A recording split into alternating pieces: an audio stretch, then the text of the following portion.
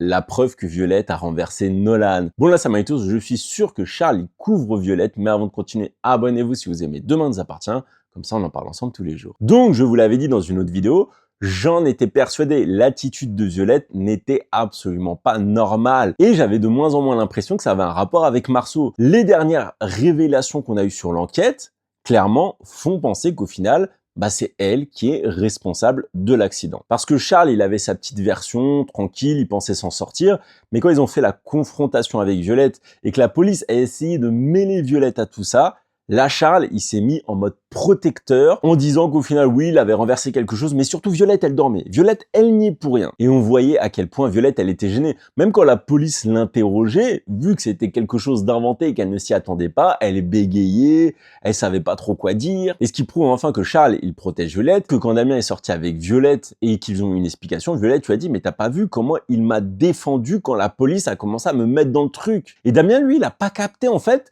que le message subliminal, c'était la police allait comprendre que c'était moi qui conduisais et Charles s'est accusé pour pas qu'il ne cherche plus loin. Donc dites-moi vous en commentaire si vous êtes persuadé comme moi que c'est Violette qui a renversé Nolan.